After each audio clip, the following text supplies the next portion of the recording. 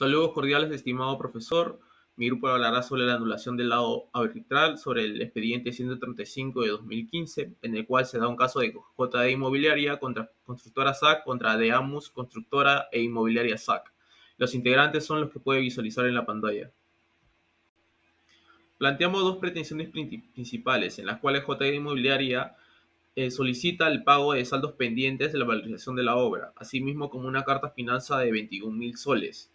La demandante asegura de haber cumplido el contrato en su totalidad, mientras que la demandada no ha dado los pagos pendientes, asimismo no tiene justificación para ejecutar la garantía. La base de estas pretensiones son en base a derechos contractuales y buscan que el árbitro resuelva conforme a los términos pactados en estos, al estar dentro de su competencia arbitral.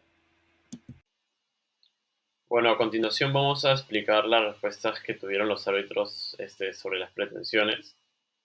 Y bueno, en primer lugar, JD impugna el laudo por falta de motivación, ya que el árbitro no justificó adecuadamente su decisión ni tampoco analizó las pruebas. Y por otro lado, Dreamhouse argumentó que no hubo error, pero el laudo emitido por el árbitro no cumplía con el requisito legal de fundamentar las resoluciones. Arbitral y cuestiones no arbitrales. Tenemos las materias arbitrales, que generalmente son susceptibles de arbitraje, aquellas materias que se pueden disponer libremente. Tenemos las materias no arbitrales, que existen materias que no pueden ser objeto de arbitraje, como el derecho de intransigibles. Y tenemos la evaluación de arbitrariedad, que para determinar si un tema es arbitrable, tenemos que ver la existencia de un acuerdo arbitral válido, que la materia no esté excluida por la ley y que la capacidad legal de las partes para someter a la controversia. Y el control judicial, que aunque el arbitraje se basa en la voluntad de las partes, el sistema judicial ejerce su voluntad. En línea con lo descrito por mi compañero, se analiza en la sentencia la incompetencia arbitral para la revisión de este laudo.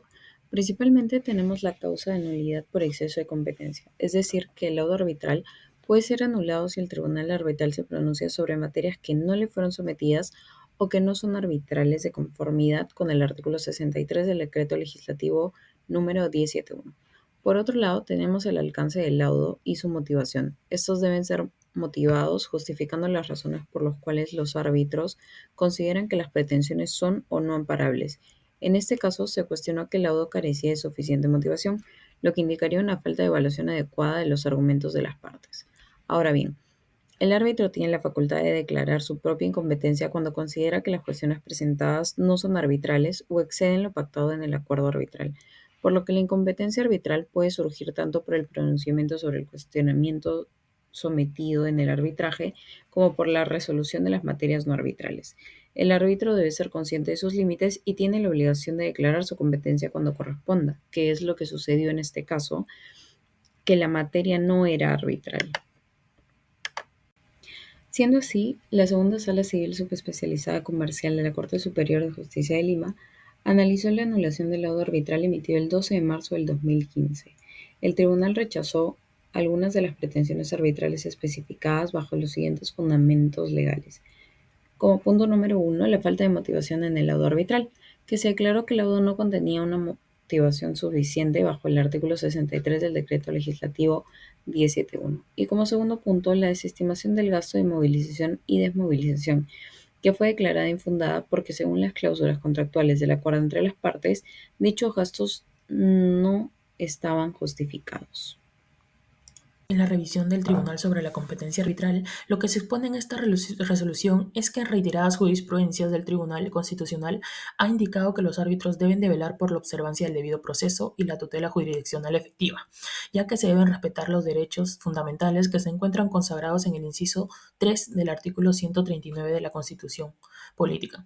Además, se señala en el laudo que solo podrá anularse cuando se alegue y se pruebe que las actuaciones no se han ajustado al acuerdo entre las partes o no se han ajustado al decreto legislativo.